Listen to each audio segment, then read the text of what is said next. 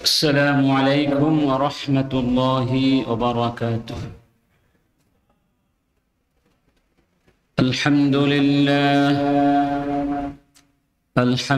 لله نحمده ونستعينه ونستغفره ونعوذ بالله من شرور أنفسنا ومن سيئات أعمالنا.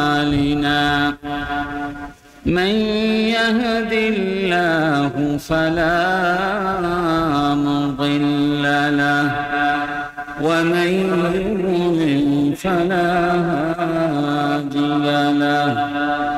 ونشهد أن لا إله إلا الله وحده لا شريك له. ونشهد أن محمدا عبده ورسوله. أما بعد فأعوذ بالله من الشيطان الرجيم. بسم الله الرحمن الرحيم.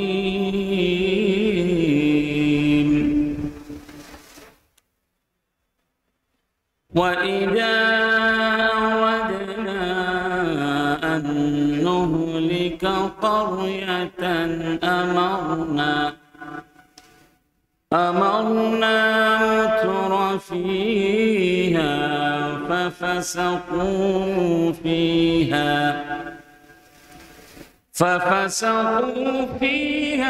فحق عليها القول فدمرناها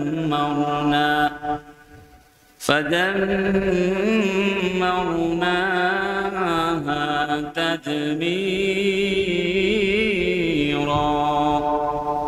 صدق الله العظيم. إن الله وملائكته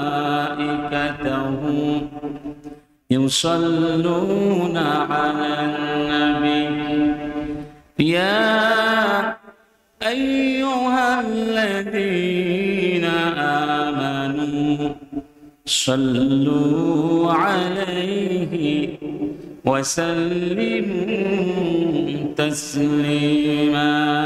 اللهم صل على مولانا محمد وعلى آل سيدنا مولانا محمد.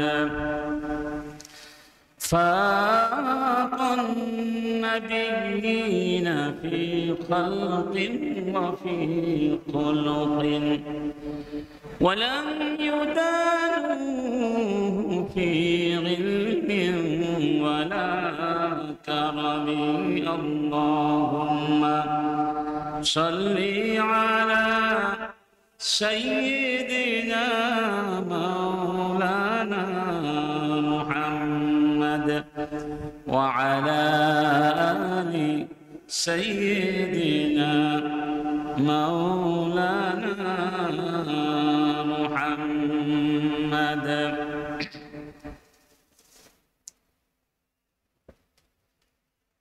عاشق الرسول صلى الله عليه وسلم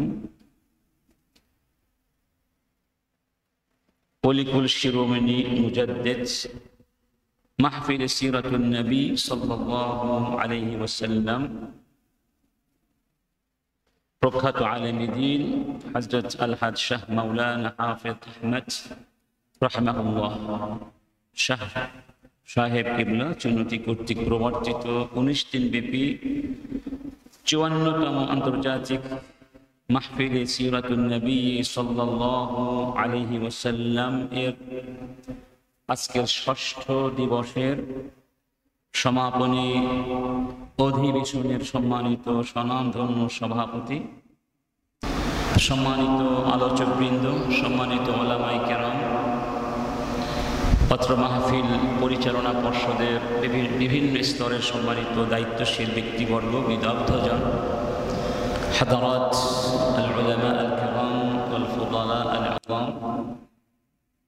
আমার সামনে উপবিষ্ট আমাদের প্রাণপ্রিয় মুসলিমুন মুমিনুন মুসলিহুন আল্লাহ এবং রাসূল প্রেমিক ভাই বন্ধুগণ এবং যারা যেখানে বসে শুনছেন, সবাইকে আবারও আন্তরিকভাবে সালাম জ্ঞাপন করছি। আশা করছি আন্তরিকভাবে সবাই জবাব দেবেন। আসসালামু আলাইকুম ওয়া রাহমাতুল্লাহি ওয়া বারাকাতুহু।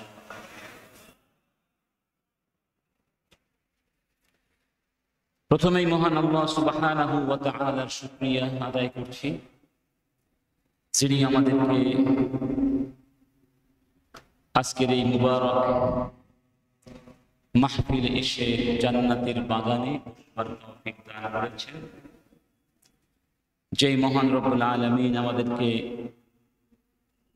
শ্রেষ্ঠ জাতি হিসাবে পৃথিবীতে পাঠিয়েছেন, শ্রেষ্ঠ নবী মুহাম্মদ রাসূলুল্লাহ সাল্লাল্লাহু আলাইহি ওয়াসাল্লামের উম্মত বানিয়ে পৃথিবীতে পাঠিয়েছেন, সেই মহান রব্বুল আলামিনের দরবারে শুকরিয়া আদায় করি। একসাথে আমরা সবাই বলছি আলহামদুলিল্লাহ।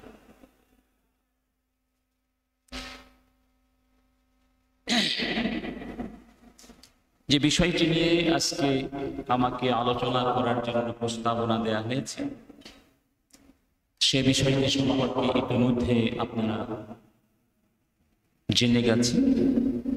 বিষয়টি হচ্ছে মুসলিম উম্মাহর অধঃপতনের কারণ এবং প্রতিকারের উপায়। আমি বিষয়টি নিয়ে ইনশাআল্লাহ অতি সংক্ষেপে কিছু আলোচনা করার ইচ্ছা পোষণ করছি, কারণ আমাদের সময় খুবই কম।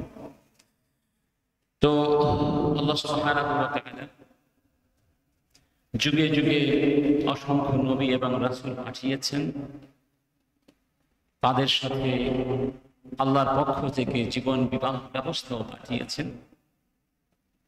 নবীদের সাথে রাসূলদের সাথে অনেক জাতি গোষ্ঠী অন্যায় আচরণ করেছিল, বেয়াদবি করেছিল, সীমা লঙ্ঘন করেছিল। আল্লাহর পক্ষ থেকে আসা জীবন ব্যবস্থার বিরুদ্ধে দাঁড়িয়েছিল, যে কারণে যুগে যুগে আল্লাহ অনেক জাতিকে, অনেক গোষ্ঠীকে দৃষ্টান্তমূলক শাস্তি দিয়ে জমিন থেকে সরিয়ে দিয়েছেন। এবং সেই ইতিহাসগুলো আমাদের সামনে আল্লাহ সুবহানাহু ওয়া তাআলা কুরআনুল কারীমের ভিতরে সুস্পষ্টভাবে তুলে ধরেছেন, যাতে করে আমরা তাদের মতো ওই সব অন্যায় অপরাধে জড়িয়ে না পড়ি।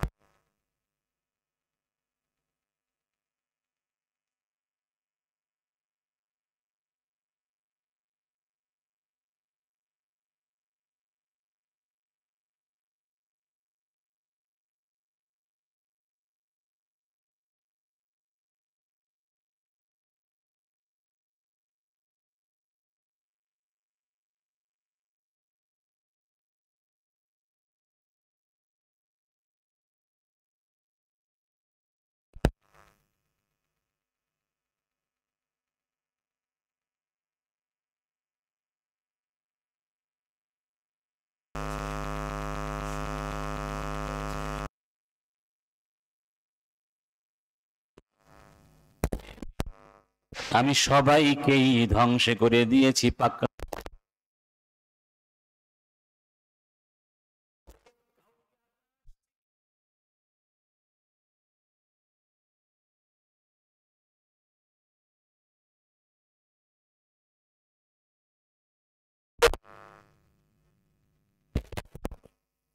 সেই জাতি গোষ্ঠীকে, আবার কোন কোন অবাধ্য জাতিকে আমি ভূমি ধস দিয়ে কিংবা জমিনকে উল্টে দিয়ে এই জমিনের তলদেশে নিষ্পেষণ করে দিয়েছি, নিশ্চিহ্ন করে দিয়েছি ইতিহাসের পাতা থেকে। আবার কাউকে সলিল সমাধিস্থ করে পানির ভিতরে চবিয়ে চবিয়ে মেরেছি। ওয়ামা কানা আল্লাহু লিয়াযলিমাহুম, তোমরা মনে করো না আমি আল্লাহ জুলুম করেছি, কশিন কালেও না, আমি কাউকে জুলুম করি না, আমি জুলুম করি নাই। ওয়ালাকিন কানু আনফুসাহুম ইয়াযলিমুন, বরং ওরা নিজেরাই নিজেদের উপরে জুলুম করেছিল। এই ইতিহাসগুলো কেন আমাদের সামনে উপস্থাপন করা হয়েছে? যাতে করে আমরা ফাতাবিরু ইয়া উলিল আবসার, যাদের মধ্যে বুদ্ধি আছে, বিবেক আছে, চেতনা আছে, তারা যেন শিখতে পারে, শিক্ষাগুলো গ্রহণ করতে পারে। কোরআন এবং সুন্নাহ বিশ্লেষণ করে বিভিন্ন জাতি গোষ্ঠীকে আল্লাহ পাক যে সব কারণে ধ্বংস করে দিয়েছিলেন, এবং এই উম্মাহ ইসলামিয়াকেও যে সমস্ত অপরাধের কারণে ধ্বংস করে দিতে পারেন, এই নুসুসগুলো বিশ্লেষণ করলে আমরা যে কারণগুলো উদ্ঘাটন করতে পারি, সেগুলোর মধ্যে 1 নম্বর কারণ হচ্ছে আশিরকু বিল্লাহ ওয়াল কুফরু বিল্লাহ, আল্লাহর সঙ্গে শিরিক করা এবং কুফর করা। কারণ কি? কারণ হলো এই মহাবিশ্ব একটি মহাসত্যের উপরে দাঁড়িয়ে রয়েছে। সেই মহাসত্যের নাম হলো লা ইলাহা ইল্লাল্লাহু মুহাম্মাদুর রাসূলুল্লাহ। লা ইলাহা ইল্লাল্লাহ, কালিমাতুত তাওহীদ, একাত্মবাদের বিশ্বাস। এই মহাসত্যের উপরে মহাবিশ্ব দাঁড়িয়ে রয়েছে। রব্বুল আলামিন বলছেন, وَمَا خَلَقْنَا السَّمَاءَ وَالْأَرْضَ وَمَا بَيْنَهُمَا لَاعِبِينَ। তোমরা মনে করো না ওই বিশাল আকাশ আর এই বিশাল জমিনকে আমি সৃষ্টি করেছি খেলাধুলা করার জন্য, খেলার ছলে সৃষ্টি করেছি, এটা মনে করো না। লাউ আরাদিনা আন নাত্তাখিযা লাহওয়া লাত্তাখাযনাহু মিন লাদুন্না ইন কুন্না ফাগিলিন। আমি ইচ্ছে করলে খেলাধুলার অনেক সামগ্রী গ্রহণ করতে পারি। আমার কাছে কি কোনো কিছুর অভাব আছে? আমি খেলাধুলা করার জন্য, দুষ্টমি করার জন্য জমিন তোমাদেরকে সৃষ্টি করিনি। কেন সৃষ্টি করেছি? বাল নাকযিফু বিল হাক্কি আলাল বাতিল, আমি এই জন্য এই জমিনকে সৃষ্টি করেছি, মহাবিশ্ব সৃষ্টি করেছি। আমি হককে ধরে, সত্যকে ধরে, মহাসত্যকে ধরে বাতিল মিথ্যার উপরে আঘাত করব। সত্য গিয়ে মিথ্যাকে চুরমার করে দেবে। ফায়াদমাউহু ফাইযা হুয়া যাহিক ওয়া লাকুমুল ওয়াইলু মিম্মা তাসিফুন। তোমরা যারা আমার সঙ্গে শিরিক করেছো, আমার সাথে অংশীদার স্থাপন করেছো, তোমাদের জন্য ধ্বংস অনিবার্য করে দেব। আমার পক্ষ থেকে আসা এই মহাসত্যকে আমি বিজয়ী করে দেব।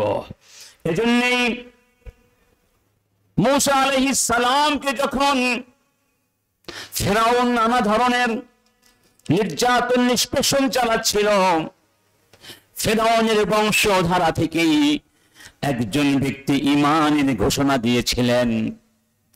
এতদিন ধরে ঈমানকে তিনি গোপন করেছিলেন।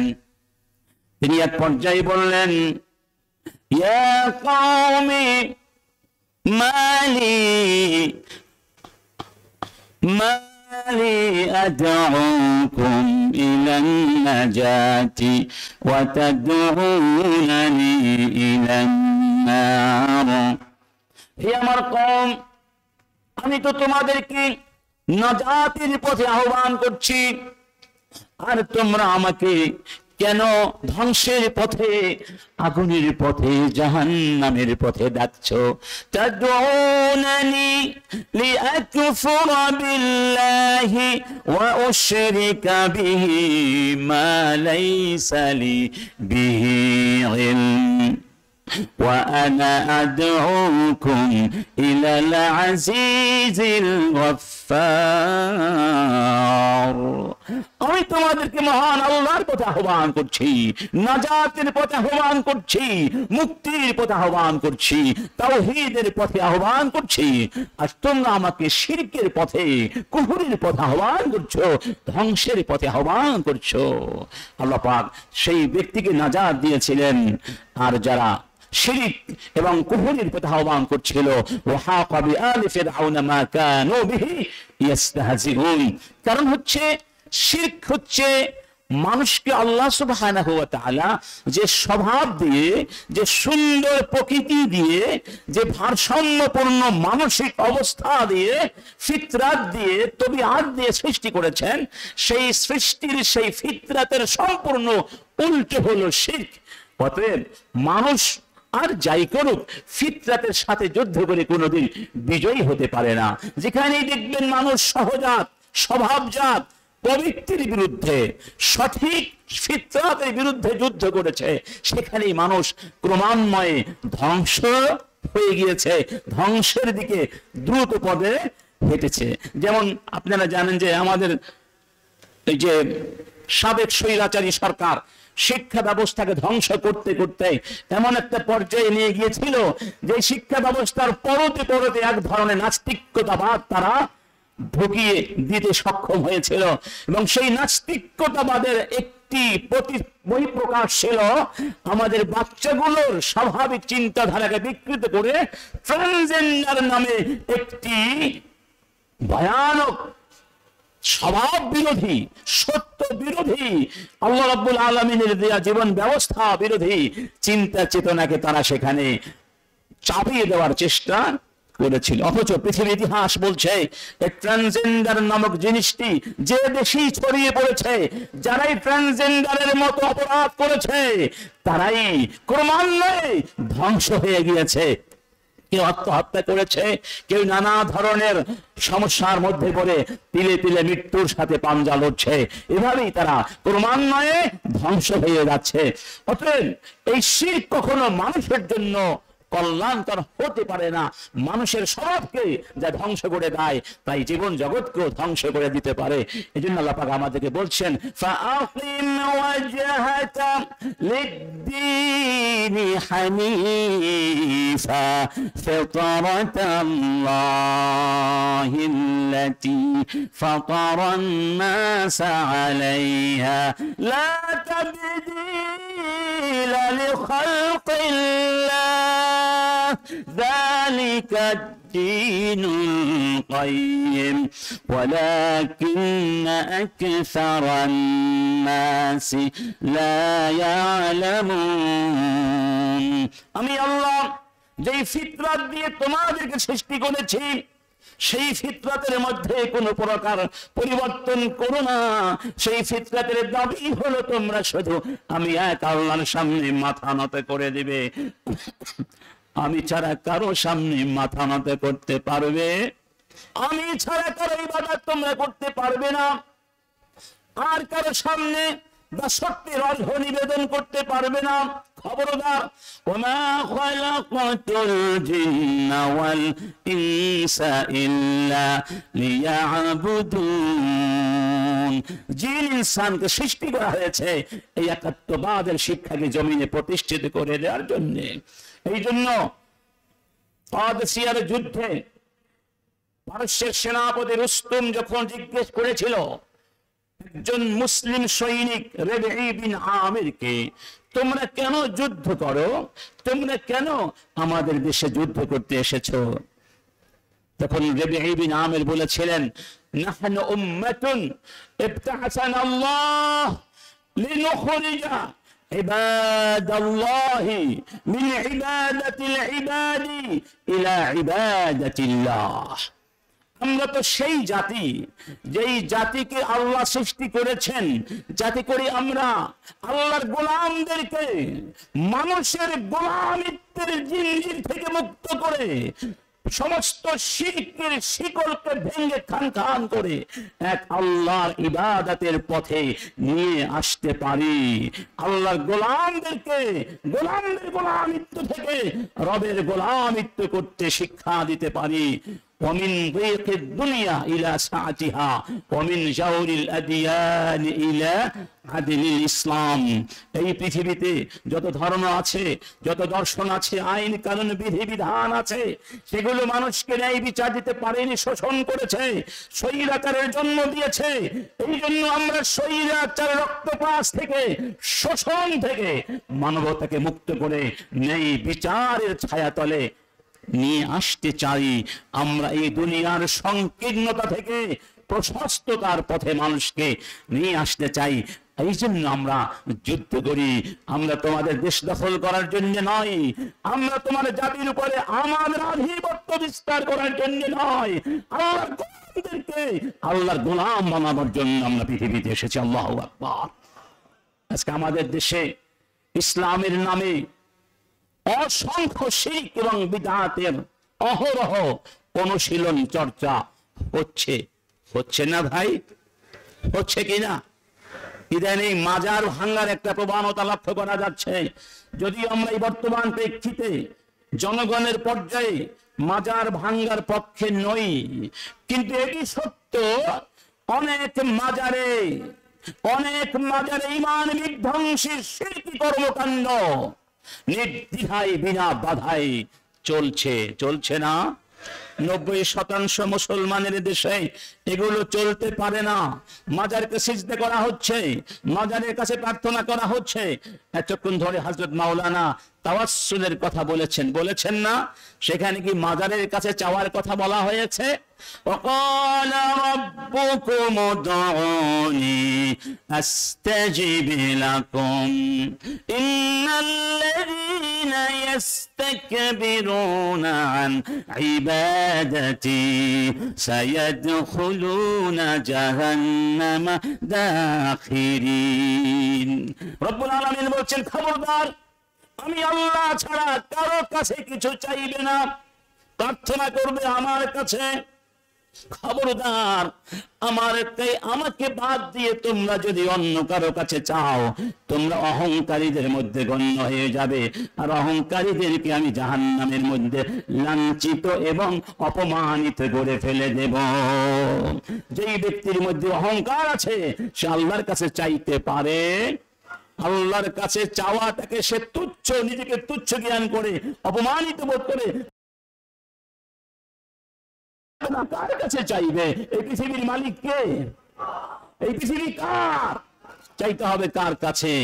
অতএব কোন পীরের কাছে নয়, কোন মাজারের কাছে নয়, সবাই কার গোলাম, সবাই কার গোলাম। কোন গজার মাছের কাছে চাওয়া যাবে না, কবুতরের কাছে কিছু চাওয়া যাবে না, কচ্ছপের কাছে কিছু চাওয়া যাবে না, কবরের কাছে কিছু চাওয়া যাবে না, কবরের নামে কিছু মান্যত করা যাবে না। কবরের কিচ্ছু দেওয়ার ক্ষমতা নাই, ক্ষমতা কার?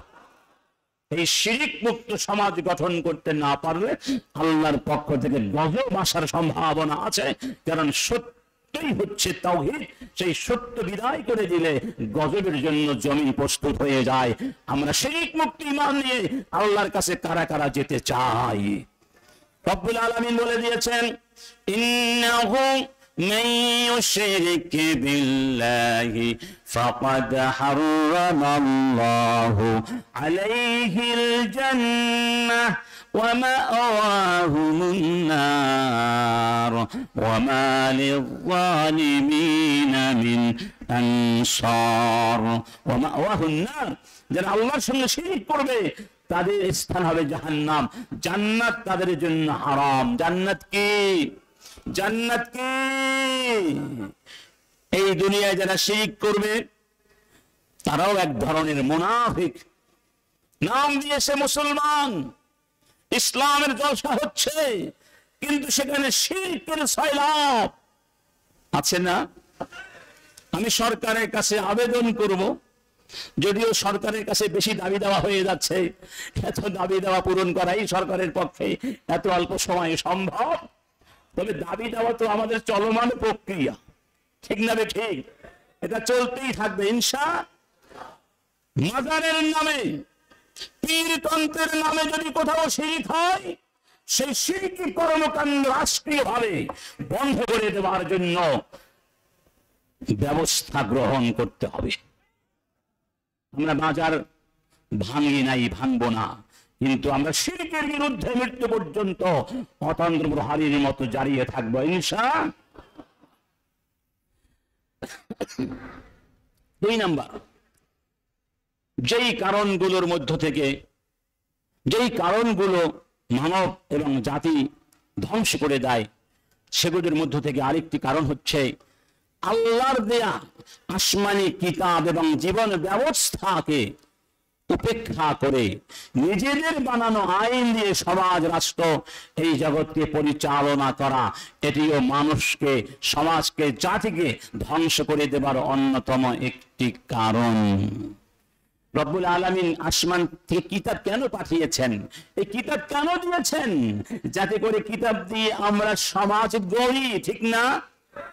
ইন্না أنزلنا إليك الكتاب لتحكم بين الناس بما أراك الله ولا تكن للخائنين خصيما।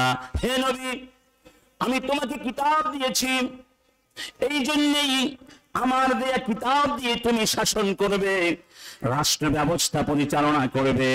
খবরদার, তুমি খাইনিন, গাদ্দারিন, বিশ্বাসঘাতকদের পক্ষ অবলম্বন করবে না। তাহলে অর্থ কি এটা দাঁড়ায় না যারা কোরআনের বিরুদ্ধে চলে যায়, আল্লাহর দেয়া জীবন ব্যবস্থার বিরুদ্ধে গিয়ে নিজেরা বিধি বিধান তৈরি করে কোরআনের বিরোধী অবস্থানে দাঁড়িয়ে যায়, তারা এই জমিনে আল্লাহর ভাষায় বড় বড় গাদ্দার।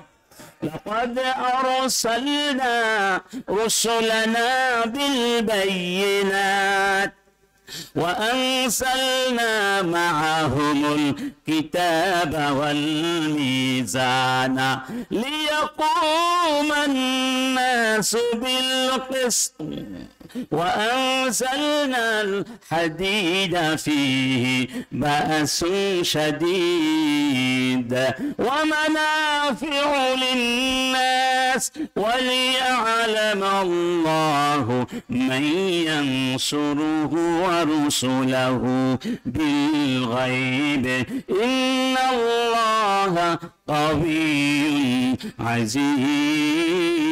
عزيز। স্পষ্ট কথা, আমি যুগে যুগে যত নবী রাসূল পাঠিয়েছি তাদের সাথে অকাট্য প্রমাণও পাঠিয়েছি এবং কিতাব পাঠিয়েছি, মিজান পাঠিয়েছি, দাড়ি পাল্লা পাঠিয়েছি, এই জমিনে যাতে করে পৃথিবীর মানুষেরা কেউ নির্যাতিত না হয়, কেউ অধিকার বঞ্চিত না হয়, কেউ যেন ন্যায় বিচার থেকে বঞ্চিত না হয়, সেই জন্য আমি দাড়ি পাল্লা তুলাদণ্ড পাঠিয়েছি এই পৃথিবীতে ন্যায় বিচার প্রতিষ্ঠা করার জন্য। আল্লাহর দেয়া সেই ন্যায় বিচার, আল্লাহর দেয়া সেই কিতাব, আল্লাহর দেয়া সেই মিজান যখন উপস্থিত হয়, তখন পৃথিবীতে স্বৈরতন্ত্রের উদ্ভব ঘটে, ঠিক না বেঠি?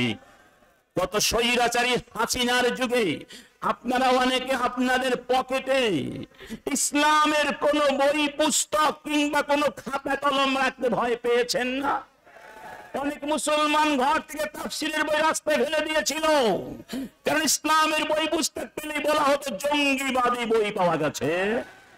এবার দেখুন, ওরা আমাদেরকে গণতন্ত্রের দোহাই দিয়ে অনেক কিছুই লোভ লালসা দেখিয়েছিল, দেখাই নাই? তোমাদেরকে ভোটের অধিকার ফিরিয়ে দিয়েছি, কিন্তু আপনারা কেউ ভোট দিতে পারেন নাই। গণতন্ত্র ফিরিয়ে দিয়েছি, কিন্তু আপনি জবান খুলে কথা বলতে পারেন নাই, আপনি রাস্তায় মন খুলে হাঁটতে পারেন নাই, আপনি বিশ্ববিদ্যালয়ের অঙ্গনে মাইকে আজান দিয়ে নামাজ পর্যন্ত পড়তে ভয় পেয়েছিলেন মুসলমানদের দেশে। এটি হলো স্বৈরাচারীদের অবস্থা। আর এই স্বৈরাচারের জন্ম দেয় তারা, যারা কোরআনকে বাদ দিয়ে নিজেদের পচা মস্তিষ্ক থেকে মানুষের উপরে তাদের মন গড়া বিধি বিধানকে চাপিয়ে দেয়। এই জন্য মুহাম্মদ রাসূলুল্লাহ সাল্লাল্লাহু আলাইহি ওয়াসাল্লাম তার বিরুদ্ধে সমাজের গরিব এবং অসহায় লোকেরা আসলে যুদ্ধ করেনি, তার বিরুদ্ধে যুদ্ধ করেছিল সমাজের নেতৃত্ব স্থানীয় লোকগুলো, আবু জাহেল, আবু সুফিয়ান, উতবা, রবিআ, শাইবা, কারণ তারাই ছিল সমাজের মাথা, তারাই সমাজকে পরিচালনা করত। তারা নিজেদের মন গড়া বিধিবিধান দিয়ে নিজেদের স্বার্থ উদ্ধার করার জন্য, আধিপত্য বিস্তার করার জন্য, শৈলতান্ত্রিক মনোভাবকে পাকাপোক্ত করবার জন্য যুগ যুগ ধরে সমাজের অসংখ্য মানুষের উপরে শোষণের বোঝা চাপিয়ে দিয়েছিল। আর এই দরিদ্র, সক্ষমতাহীন, ক্ষমতাহীন, দুর্বল জনগোষ্ঠী সেই নির্যাতনের জগদ্দল পাথরের তলদেশে বসে ত্রাহি ত্রাহি চিৎকার করেছিল, আল্লাহ আমাদের জন্য একজন উদ্ধারকারী পাঠিয়ে দাও। ঠিক না বেঠিক? নবীরা এসে, আমাদের নবী এসে যখন ঘোষণা করে দিলেন লা ইলাহা ইল্লাল্লাহ, ধনী গরিব, রাজা প্রজা কারো মধ্যে কোনো পার্থক্য নাই, সবাই সমান আল্লাহর গোলাম, তাদের সেই মিথ্যে অহমিকার প্রাচীরগুলো ভেঙে খান খান হয়ে গিয়েছিল। তারা স্বৈরাচারের পতন লক্ষ্য করেছিল। শেখ হাসিনা যেমন শেষ মুহূর্ত পর্যন্ত হাজার হাজার যুবকের বুকে গুলি ছুটতে দ্বিধা করে নাই, তারাও সেই দিন দ্বিধা করে নাই। যুগে যুগে কোরআন বিরোধী, ইসলাম বিরোধী, আল্লাহ বিরোধী সমস্ত স্বৈরাচারের চেহারা এক এবং অভিন্ন। এই জন্য বিশ্বনবী মদিনায় গিয়ে ইসলামী রাষ্ট্র প্রতিষ্ঠা করেছিলেন। 10 বছর সেই রাষ্ট্র নিজে চালিয়েছেন, নিজে হাতে কলমে শিক্ষা দিয়েছেন। আর আজকে আমাদের দেশের স্বৈরাচারীরা বলে ইসলামে কোনো রাজনীতি নেই। এই কথা যারা বলবে তারা 1000 বার কাফের, 1,00,000 বার কাফের। ইসলাম পরিপূর্ণ জীবন ব্যবস্থা, এখানে সব কিছু আছে, থাকতেই হবে, নইলে ইসলাম অপূর্ণ হয়ে যায়। অথচ আল্লাহ পাক বলছেন আল ইয়াউমা আকমালতু লাকুম দীনাকুম, আমি ইসলামকে পরিপূর্ণ করে দিয়েছি। ইসলামকে অপূর্ণ ঘোষণা করার তুমি কে? আমি কে? তুমি কে? মুসলমান, মুসলমান। ঠিক না ঠিক? ইসলামের এই অনুশাসন বিশ্বনবী যেভাবে মদিনা রাষ্ট্র গঠন করে সেই জাতি গোষ্ঠীকে ধ্বংসের হাত থেকে মুক্ত করেছিলেন, আউস খাজরাজকে যুগের পরে যুগ ধরে তারা যে হিংসা বিদ্বেষ আর জিঘাংসার ভেতরে ধ্বংস হয়ে যাচ্ছিল, সে অবস্থা থেকে উদ্ধার করে ভাই ভাই বানিয়ে দিয়েছিলেন। মুসলিম ইহুদিদের মধ্যে সম্পর্ক তৈরি করে যে কি সুন্দর সমাজ গঠন করেছিলেন, সাম্প্রদায়িক সম্প্রীতির যে অনন্য বাঁধন সৃষ্টি করে বিশ্বকে তাক লাগিয়ে দিয়েছিলেন, সেই রাষ্ট্রকে আপনারা চান?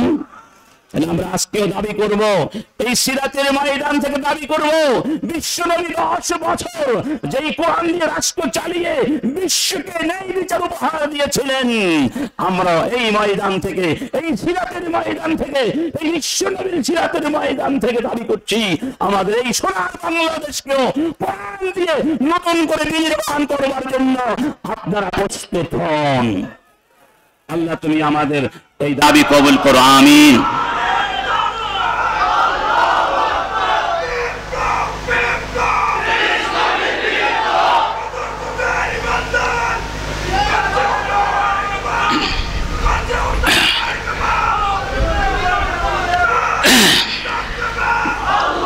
বারাকাল্লাহু ফীকুম।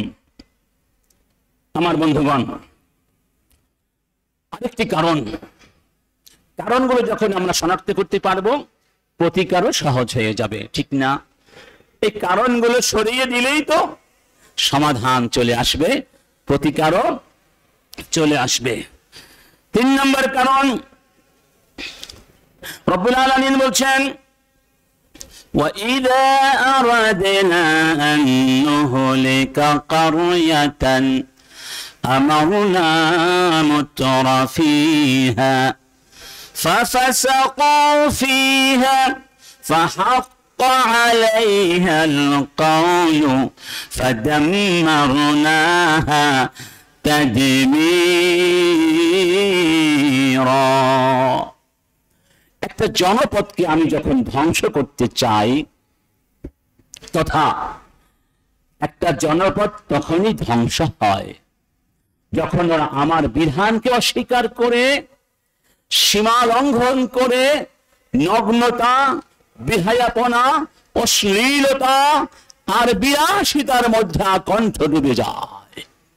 সমাজের নেতৃত্ব স্থানীয়রা যখন এইভাবে সমাজকে দূষিত করে দেয়, কলুষিত করে দেয়, সেখানে ফাসাদ সমাজের পরতে পরতে ঢুকে পড়ে। মদ, জুয়া, গাঁজা, ধর্ষণ, লুণ্ঠন, গণহত্যা এরকম যখন সীমা ছাড়িয়ে যায়, তখন ওই জনপদের জন্য ধ্বংস অনিবার্য হয়ে যায়। কি হয়ে যায়? মাঝে মধ্যে আপনারা দেখবেন যারা সীমা লঙ্ঘন করে, নাফরমানির ক্ষেত্রে, শোষণের ক্ষেত্রে কিংবা শ্লীলতার ক্ষেত্রে, আল্লাহ পাক তাদেরকে সুযোগ আরো বাড়িয়ে দেন, আরো বাড়িয়ে দেন। ওরা মনে করে আমরা তো ভালোই আছি, কই আলেমরা এত ওয়াজ নসিহত করে, আমরা ধ্বংস হয়ে যাব, আমরা তো বরং উল্টো আরো কি সমৃদ্ধ হচ্ছি, আমাদের সম্মান, আমাদের উৎকর্ষ আরো বৃদ্ধি পাচ্ছে। এই প্রসঙ্গে আল্লাহ বলছেন, ফালাম্মা নাসু মা যুক্কিরু বিহি ফাতাহনা আলাইহিম আবওয়াবা কুল্লি শাইইন হাত্তা ইযা ফারিহু আখাযনাহুম বাগতাতান ফাইযা হুম মুবলিসুন।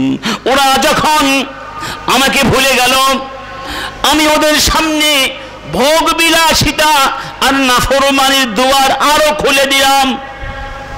ওরা নাফরমানি করবার সুযোগ অবারিত পেয়ে সীমা লঙ্ঘনকেও যখন ছাড়িয়ে গেল, আমি হঠাৎ করে একদিন ওদেরকে পাকড়াও করলাম, এমন ভাবে পাকড়াও করলাম আমার আযাব থেকে নাজাতের কোনো উপায় ওদের ছিল না। আল্লাহু আকবার। ওরা নিরাশ হয়ে গেল, ওরা ভাবতেই পারে নাই এভাবে ওরা ধ্বংস হয়ে যাবে। গতকালকেও ভাবতে পারে নাই, 5 মিনিট আগেও ভাবতে পারে নাই। কেননা চিন্তা করেছিল আমাদেরকে ধ্বংস করবে এমন ক্ষমতা কার আছে? আমরা সব জায়গায় এমন সেট আপ দিয়ে রেখেছি, সবাই আমাদেরকে নিশ্চিত নিরাপত্তার মধ্যে রেখেছে। কিন্তু আল্লাহ পাক যখন ধরেন কোন নিরাপত্তা কাজে লাগে, ফালাম্মা تراءى الجمعان قال أصحاب موسى إنا لمدركون قال كلا إن معي ربي سيهدين فأوحينا إلى موسى أن اضرب بعصاك البحر فانفلق فكان كل فرق كالطود العظيم। একটু আগে ওই যে ফেরাউনের বিশাল বাহিনী মুসা নবী আর তার সাথীদেরকে পরিবেষ্টন করে ফেলেছে, কালো মেঘের মতো ধেয়ে আসছে, সামনেই তাদের সমুদ্র, আর সব দিক থেকে তারা পরিবেষ্টিত, বাঁচার কোনো পথ তাদের সামনে আপাত দৃষ্টিতে ছিল না। এই জন্য তারা চিৎকার করতে লাগলো, মূসা আমাদের বাঁচার কোনো পথ নেই। মূসা নবী বললেন, ভয় করো না, আমাদের সঙ্গে কে আছেন? কে আছেন? রব্বুল আলামিন বললেন, মূসা সাগরে আঘাত করো। 12টি পথ হয়ে গেল, সমুদ্রের পাহাড়ের মতো উঁচু পথ হয়ে গেল। সেই পথ দিয়ে মূসা নবী ওয়ানজাইনাহু মান মাআহু আজমাইন ওয়াজলাফনা সাম্মাল আখারিন। মূসা নবীকে পার করে দিলাম, আর ফেরাউনকে সেখানে এনে ধরে সাগরের মাঝে চুবিয়ে চুবিয়ে তারপরে ধ্বংস করে দিলাম। ঠিক না বেঠিক? স্বৈরাচারী হাসিনা আগের দিনে ভাবতে পারে নাই পালাতে বাধ্য হবে, আর আমরাও ভাবতে পারি নাই আমাদের একটা সুদিন আসবে। নিরাশ অন্ধকারের মধ্যে আমরা হারিয়ে যাচ্ছিলাম, কিন্তু আল্লাহ প্রমাণ করে দিয়েছেন, এই জমিন কোরআনের জন্য আমি তোমাদের হাতে তুলে দিলাম, ইসলামের জন্য তুলে দিলাম, ন্যায় বিচার প্রতিষ্ঠার জন্য তুলে দিলাম। ওই মাসুম বাচ্চাদের বুকে রক্ত দিয়ে যে আমানত ওরা ছিনিয়ে এনেছে, ওই আমানত তোমাদের কাছে তুলে দিলাম। খবরদার এই আমাদের সঙ্গে খেয়ানত করো না। সুযোগ কিন্তু বারবার আসে, এই সুযোগ হাতছাড়া হয়ে যদি যায়, আবারও যদি সেই স্বৈরাচার বাংলাদেশে আসার সুযোগ পায় স্বৈরাচার প্রতিষ্ঠা করার, তাহলে আমাদের কিন্তু আর বলার কিছু থাকবে। সাবধান মুসলমান, এখন মসজিদের মধ্যে বসে মারামারি করার সময় নাই। ঐক্যবদ্ধ হও, আলিয়া, কওমি, খারেজি সব, তাবলীগ, জামাত সব এক হও, নইলে কিন্তু আল্লাহ সুযোগ দিয়েছেন, এই সুযোগ হাতছাড়া করলে আল্লাহর সঙ্গে বড় নাফরমানি হয়ে যাবে। রব্বুল আলামিন বলছেন, ولا تكونوا من المشركين من الذين فرقوا دينهم وكانوا شيعا كل حزب بما لديهم فرحون। সাবধান, তোমরা মুশরিকদের অন্তর্ভুক্ত হয়ে যেও না। মুশরিকদের বৈশিষ্ট্য হলো ওরা ধর্মকে টুকরো টুকরো করে ফেলেছিল। ওরা নিজেদের মধ্যে বহু দল এবং বহু উপদলে তারা বিভক্ত হয়ে পড়েছিল, আর প্রত্যেক দল মনে করত আমি সত্য, ওরা মিথ্যা, আমারটাই ঠিক, ওদেরটা ঠিক নয়। এরকম একটা অবস্থা বাংলাদেশে আছে না? প্রত্যেক দল মনে করে আমরাই ঠিক, পীর সাহেবরা মনে করে আমরাই ঠিক, বাকিরা সব জাহান্নামী, ঠিক না? আবার আমাদের কেউ কেউ কোনো, সবাই আপনারা জানেন, আমি সবিনয়ের সাথে বাংলাদেশের যত ইসলামিক দল আছে, ইসলামিক দলগুলোর মধ্যে ভিন্নতা থাকতে পারে, বিভিন্ন ইজতিহাদি ব্যাপারে ইখতিলাফ থাকতে পারে, কিন্তু আল্লাহর জমিনে আল্লাহর দ্বীন প্রতিষ্ঠা করা যে ফরজ, মুসলমানদের মধ্যে ঈমান আকীদার প্রশ্নে, সত্য প্রতিষ্ঠার প্রশ্নে, মৌলিকত্বের প্রশ্নে, উসুলুল আকীদার প্রশ্নে ঐক্যবদ্ধ থাকা যে ফরজ, এই ব্যাপারে আমার মনে হয় আমাদের মধ্যে ইনশাআল্লাহ ইখতিলাফাত নেই বা থাকার কথা। সব আমরা কি এক হতে পারি না? কি বলেন, পারি না? প্রত্যেক দল তার নিজস্বতা নিয়ে থাকুক, তারপরেও বৃহত্তর জমিন, এই জমিনের স্বার্থে, তাওহীদের স্বার্থে, কোরআনকে বিজয় করার স্বার্থে আপনারা ঐক্যবদ্ধ হয়ে কাজ করবেন, এটা আমরা নেতৃবৃন্দের কাছে আশা করছি। সবাই একমত? আল্লাহ তুমি কবুল করো, অন্যথায় এটিও হবে ধ্বংসের আরেকটি মহা কারণ। সে কথা আল্লাহ কোরআনে বলে দিয়েছেন, ওয়ালা তানাযাউ ফাতাফশালু ওয়া তাযহাবা রিহুকুম, তোমরা মারামারি করো না, হানাহানি করো না, বিভিন্ন দলে বিভক্ত হয়ে যেও না, পরস্পর মতানৈক্য করে মতান্তর থেকে মনান্তরে চলে যেও না, তাহলে তোমরা দুর্বল হয়ে যাবে। এই সুযোগে ওরা তোমাদের মাথার উপরে আরোহণ করবে। আমরা ঐক্য চাই, কারা কারা ঐক্য চাই? আল্লাহ তুমি কবুল করো, আল্লাহ তুমি কবুল করো। যে কথাটি বলছিলাম, সমাজে যখন নগ্নতা বেড়ে যায়, বেহায়াপনা বেড়ে যায়, আল্লাহর গজব অবধারিত হয়ে যায়। হাদিসে বলা হয়েছে, মা যাহারা ফি কওমিন কাত্তু আয-যিনা ওয়ার-রিবা ইল্লা আহাল্লু বিআনফুসিহিম ইকাবাল্লাহ। যেই জনপদের ভেতরে দুইটা অপরাধ মহামারীর মতো ছড়িয়ে পড়বে, ওই জনপদ যেন নিজের উপরে নিজেরা আল্লাহর পক্ষ থেকে গজবটা ডেকে আনে। সেই দুইটা অপরাধ কি? আর রিবা ওয়াজ জিনা। বলুন, আর রিবা ওয়াজ জিনা। একটার নাম সুদ, আর একটির নাম হলো ব্যভিচার। এই ব্যভিচার এখন সংক্রামিত হচ্ছে সমাজে, এমনকি এই সমাজের অসংখ্য নায়ক নায়িকা এইসব অপকর্মকে প্যাট্রোনাইজ করছে, ঠিক না বেঠিক? এবং এইসব অন্যায় করে তারা আবার ফেসবুকে এসে সেগুলো মানুষের কাছে প্রচার করছে, প্রকাশ করছে, এগুলো ভাইরাল করবার জন্য নানা ধরনের অপচেষ্টা করছে। আমরা এক্ষেত্রেও দায়িত্বশীলদেরকে আবেদন করব, এই সমাজকে জিনা, ব্যভিচার, মদ, মাদকতা থেকে মুক্ত না করতে পারলে আমাদের পরিবারগুলো ধ্বংস হয়ে যাবে, আমাদের যুব সমাজ ধ্বংস হয়ে যাবে, যুব সমাজের ভবিষ্যৎ অন্ধকার হয়ে যাবে। অতএব অনতিবিলম্বে জিনা, ব্যভিচার সহ মাদকতার সমস্ত দুয়ারকে বন্ধ করে দিতে হবে। আর এই জিনা ব্যভিচারে সবচেয়ে বেশি ফ্যাক্টর কাজ করছে আমাদের রেডিও টেলিভিশন থেকে প্রচারিত নাটক, নাটিকা, সিনেমা, ঠিক না বেঠিক? এইসব সিনেমাগুলো, এইসব নাটক নাটিকাগুলো, নায়ক নায়িকারা নিজেদের অর্থ উপার্জন করার জন্য, নিজেদের সুনাম সুখ্যাতির জন্য এখন নগ্নতাকে তারা বেছে নিয়েছে সস্তা জনপ্রিয়তা অর্জন করবার সিঁড়ি হিসাবে। আমরা দাবি করব, বাংলাদেশের যত টেলিভিশন চ্যানেল আছে, তোমরা অশ্লীল নাটক নাটিকা বন্ধ করো। স্বৈরাচারের দিন শেষ।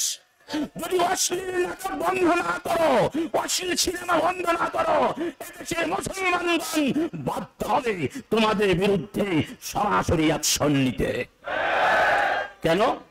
কারণ অন্যায়ের প্রতিবাদ না করলেও আল্লাহর পক্ষ থেকে ধ্বংস নেমে لعن الذين كفروا من بني إسرائيل على لسان داود وعيسى بن مريم ذلك بما عصوا وكانوا يعتدون كانوا لا يتناهون عن منكر فعلوا অন্যায় কাজ করতো, সমাজে অন্যায় হতো, জিনা ব্যভিচার মাদকতা ছেয়ে গিয়েছিল, কিন্তু প্রতিবাদ করেনি। এই অপরাধে আল্লাহ পাক বনি ইসরাইলকে লানাত করেছেন, অভিশাপ দিয়েছেন, ধ্বংস করে দিয়েছেন। অতএব সমাজে যখন অন্যায় চলবে তখন প্রতিবাদ করা প্রত্যেক মুসলমানের উপরে ফরজ। কি বলেন, ঠিক কিনা? রব্বুল আলামিন ইরশাদ করছেন, কুনতুম খায়রা উম্মাহ উখরিজাত লিন-নাস তা'মুরুনা বিল মা'রুফ ওয়া তানহাউনা আনিল মুনকার। তোমরাই শ্রেষ্ঠ জাতি, তোমাদেরকে সৃষ্টি করা হয়েছে সত্য প্রতিষ্ঠার জন্য, সুন্দরকে প্রতিষ্ঠা করার জন্য। অসুন্দর, অনিষ্টকর, ধ্বংসাত্মক, ক্ষতিকারক, অমানবিক, অইসলামিক, অযৌক্তিক, চরিত্র বিধ্বংসী, সমাজ বিধ্বংসী, মানবতা বিধ্বংসী, পরিবার বিধ্বংসী, মূল্যবোধ বিধ্বংসী যা কিছু আছে, আকীদা বিধ্বংসী, এগুলোর বিরুদ্ধে তোমরা সরব থাকবে, সোচ্চার থাকবে। প্রত্যেক মুসলমান আল্লাহর জমিনে একজন আল্লাহর সৈনিক। আমাদের বন্ধুকে, আমাদের ওলিকে, আল্লাহ যার সঙ্গে থাকেন তার কোনো ভয় আছে? আর আল্লাহর সঙ্গে যেই ব্যক্তি থাকে না, সেই ব্যক্তি যতই ক্ষমতাধর মনে করুক, তার সিংহাসন মাকড়সার জালের মতোই মনে রাখতে হবে। রব্বুল আলামিন বলছেন, مثل الذين اتخذوا من دون الله أولياء كمثل العنكبوت اتخذت بيتا وإن أوهن البيوت لبيت العنكبوت। আমি আল্লাহকে বাদ দিয়ে তোমরা যদি অন্যদেরকে অভিভাবক বানাও, বন্ধু বানাও, জেনে রেখো আল্লাহকে বাদ দিয়ে যারা অন্যকে বন্ধু বানায় তারা হলো ওই মাকড়সার মতো, যেই মাকড়সা একটা ঘর তৈরি করেছে, জাল তৈরি করেছে। এই পৃথিবীতে যত ঘর আছে সবচেয়ে দুর্বল ঘরের নাম হলো মাকড়সার ঘর। এতে এত দুর্বল যার কোনো স্থায়িত্বতা। এই জন্যই মাকড়সাকে ধরে যারা বাঁচতে চেয়েছিল তারা চোরের মতো পেছনের দুয়ার দিয়ে পালিয়ে গিয়েছে। আমরা মাকড়সার জাল ধরে বাঁচতে চাই না, আমরা কোরআন ধরে বাঁচতে চাই, আল্লাহ ধরে বাঁচতে চাই, ঈমানের রজ্জুকে শক্ত করে ধরে বাঁচতে চাই। আমরা যেমন জীবন জগৎকে বাঁচাতে চাই, নিজেরা বাঁচতে চাই, সবাইকে বাঁচাতে চাই। লাতা'মুরুন্না বিল মা'রুফ ওয়া লাতানহাউন্না আনিল মুনকার আও লা ইউশিকান্না আল্লাহু আন ইয়াবআসা আলাইকুম ইকাবান সুম্মা তাদউনাহু ফালা ইউস্তাজাবু লাকুম। মনে রেখো, স্মরণে রেখো, তোমরা যদি ভালো কাজ করতে না বলো, খারাপ কাজ থেকে বাধা না দাও, তাহলে আল্লাহ তোমাদের সবার উপরে এমন গজব নাজিল করবেন, তারপরে তোমাদের কোন দোয়া আর কবুল হবে, অর্থাৎ ধ্বংস অনিবার্য হয়ে যাবে। এই জন্য আমাদের মা as-সাইয়্যিদা যায়েনাব বিনতে জাহাশ রাসূলকে প্রশ্ন করেছিলেন, ইয়া রাসূলুল্লাহ আনুহলাক আও আনহালাক ওয়া ফিনা সালিহুন। মনে করুন আমাদের সালেহুন ভালো ভালো মানুষ আছে, এরপরেও কি আমরা ধ্বংস হয়ে যেতে পারি?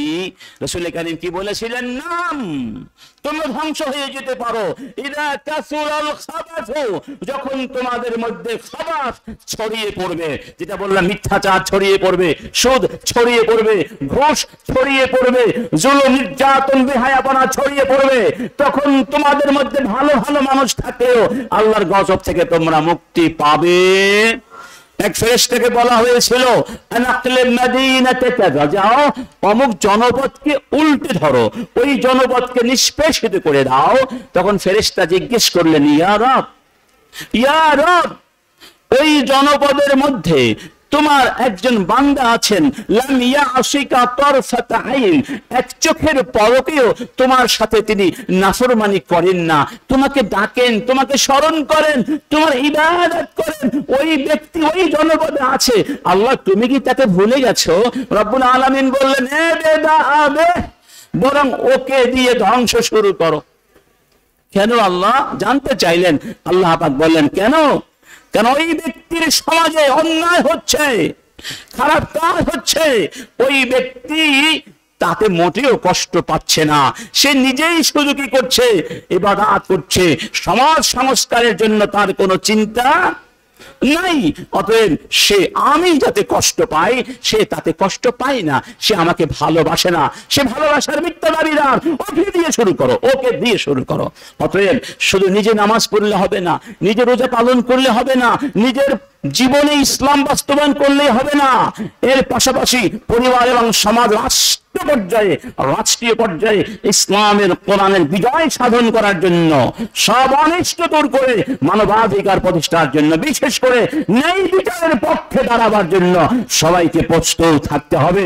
কারণ ওই ন্যায় বিচারও আরেক মহাসত্য, যার উপরে জমিন দাঁড়িয়ে রয়েছে।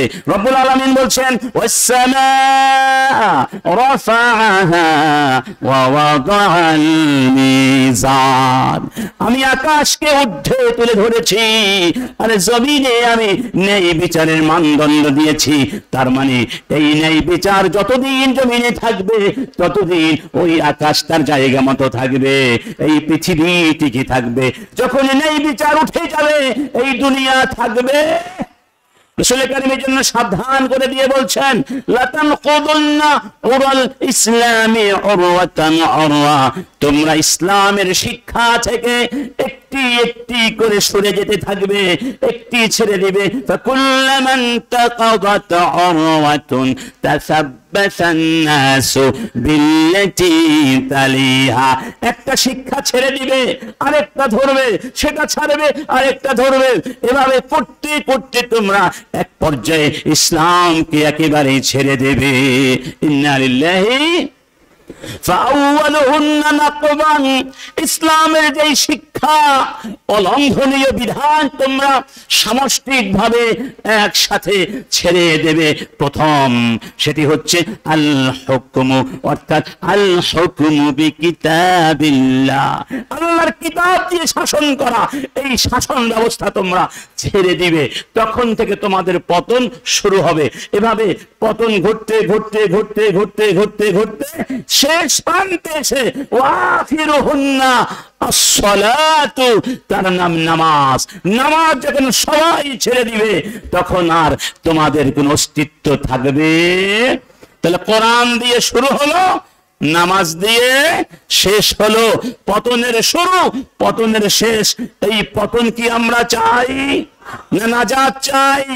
এই জন্য এই জমিনে নামাজ প্রতিষ্ঠা করতে হবে, কোরআন প্রতিষ্ঠা করতে হবে, ব্যভিচার দূর করতে হবে, অন্যায় অনাচার দূর করতে হবে, বিশেষ করে শোষণ এবং স্বৈরাচারের বিরুদ্ধে সাহাবীদের মতো বুকে শক্তি নিয়ে, সাহস নিয়ে, প্রাচীরের মতো, পাহাড়ের মতো দাঁড়িয়ে যেতে হবে। ইনশাআল্লাহ। কারা কারা রাজি আছেন? কারা কারা রাজি আছেন? আল্লাহ তুমি কবুল করো, আমিন।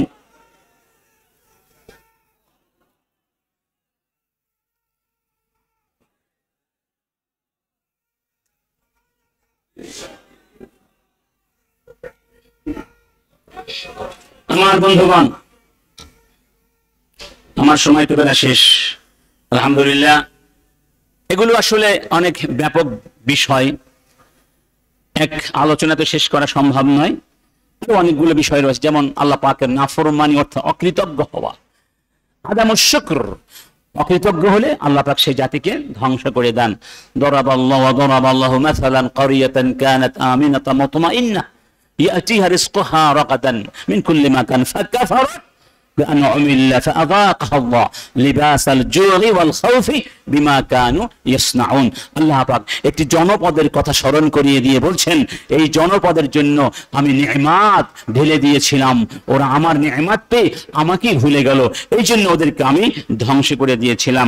আরেকটি কারণ হচ্ছে আপনার দুনিয়ার মহব্বতকে আখিরাতের উপরে প্রাধান্য দেওয়া, দুনিয়াকেই বেছে নেয়া, আখিরাতকে ভুলে যাওয়া, এটা আল্লাহর পক্ষ থেকে ধ্বংস আর গজব আসার আরেকটা বড় কারণ আছে নাকি নাই? এই যে মন্ত্রী মিনিস্টাররা হাজার হাজার কোটি টাকা লুটপাট করেছে, কেন করেছে? দুনিয়ার মহব্বতে পড়েছে। এই টাকা দিয়ে বাড়ি করব, গাড়ি করব, বেগমপাড়ায় বিদেশে রাজার হালে থাকবো। এক ভূমিমন্ত্রী হাজার হাজার কোটি টাকা দিয়ে যুক্তরাজ্যে কয়টা 360টা না 260টি 260টি বাড়ি কিনেছে একজন মন্ত্রী, ভূমি মন্ত্রী। চিন্তা করে রেখেছেন এই লোকটা বাঁচবে কয়দিন আর কি পরিমাণ সে খেতে পারবে? সে এই টাকাগুলো পাচার করে এই দেশকে ধ্বংস করে দিয়ে গেল, ঠিক না বে ঠিক? এক এস আলম ইসলামী ব্যাংকের সমুদায় ঋণের অর্ধেক নিয়ে গেছে, আর সে জানিয়ে গেছে এর সিংহভাগ পেয়েছে স্বৈরাচারিণীর পরিবার। ইন্না লিল্লাহ। এভাবে ধ্বংস হয়ে যায় একটা জাতি, একটা জনপদ, যখন লোভ আর লালসা মানুষের মধ্যে প্রাধান্য বিস্তার করে। এজন্য হাদিসে বলা হয়েছে, ইউশিকু আন তাদাআল উমামু আলাইকুম কামা তাদাআল আকালাতু ইলা কাসআতিহা। সেদিন বেশি দূরে নেই যখন পৃথিবীর অমুসলিম জাতি গোষ্ঠী তোমাদেরকে নিয়ে টানা হেঁচড়া করবে, ঠিক যেভাবে মৃত্যু লাশ নিয়ে কুকুরেরা, শিয়ালেরা, হিংস্র প্রাণীগুলো টানা হেঁচড়া করে, কে কার আগে কত বেশি খেতে পারে, নিতে পারে। আমরা হয়ে যাব মরা লাশের মতো। দুনিয়ার অমুসলিম জনগোষ্ঠী আমাদেরকে নিয়ে খেলবে, আমেরিকা খেলবে, ভারত খেলবে, ইউরোপ খেলবে, আমরা চাইলেও বেশি কিছু করতে পারবো? কথা ঠিক না বে ঠিক? সাহাবায়ে কেরাম বললেন, ওমিন কিল্লাতিন নাহনু ইয়াওমাইযিন, রাসূল সেই দিন কি আমাদের সংখ্যা এত কম থাকবে? আমাদের আত্মনির্ভরশীলতা থাকবে না, আত্মনিয়ন্ত্রণ ক্ষমতা থাকবে না, আমরা প্রতিরোধ করবার ক্ষমতাও রাখবো না, এত সংখ্যা স্বল্প হয়ে যাব? বললেন, বাল আনতুম ইয়াওমাইযিন কাসীর, বরং সেই দিন তোমাদের সংখ্যা হবে বিশাল। আজকে পৃথিবীতে 4 জনে 1 জন মুসলমান, ঠিক নয় কি? বিশাল সংখ্যা।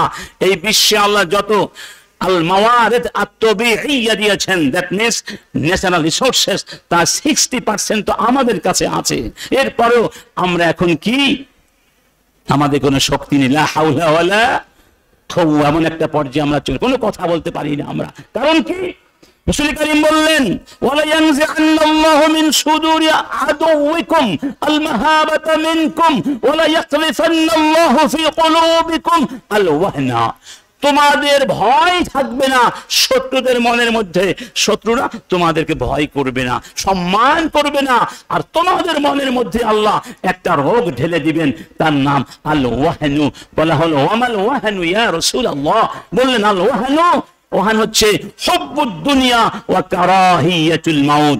তোমরা দুনিয়ার প্রেমে পড়ে যাবে, পরকালকে তোমরা ভুলে যাবে, মৃত্যুকে পছন্দ করবে না, মরতে চাইবে না, কিয়ামত তোমাদের কাছে পছন্দের নয়, জান্নাতের চিন্তা থাকবে না, জাহান্নামের চিন্তা থাকবে না, কবর দেশের বারজাখের চিন্তা থাকবে না।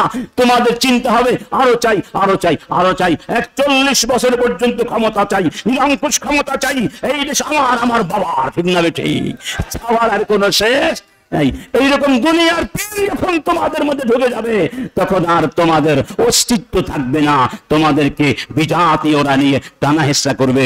তাই আসুন, আমরা এই দুনিয়াও আমাদের প্রয়োজন নাই তা নাই, আমরা তো ভারসাম্যপূর্ণ জীবন ব্যবস্থায় বিশ্বাসী। রব্বানা আতিনা ফিদ দুনিয়া হাসানা ওয়া ফিল আখিরাতি হাসানা ওয়াবতাগি ফীমা আতাকুমুল্লাহ আদ-দারাল আখিরা ওয়া লা তানসা নসীবাকা মিনাদ দুনিয়া। দুনিয়ার অংশ ভুলে যেও না, তবে দুনিয়ায় কিন্তু শেষ নয়। ইবনে মাসউদ রাদিয়াল্লাহু আনহু যখন ইন্তেকাল করছিলেন তখন তিনি হাত বাড়িয়ে দিয়েছিলেন এবং বলছিলেন মারহাবান বিল মাউত, মারহাবান বিল মাউত, হে মৃত্যু তোমাকে স্বাগতম। সুবহানাল্লাহ। মৃত্যুর সাথে তাদের কেমন বন্ধুত্ব ছিল, কারণ এই মৃত্যুই তো বাধা, এই মৃত্যুর প্রাচীন উঠে গেলেই তো আল্লাহর কাছে তারা চলে যেতে পারবে, ঠিক না বেঠিক? কিন্তু আল্লাহর ভয় যখন থাকে না তখন মৃত্যু মানুষের কাছে পছন্দের হয়।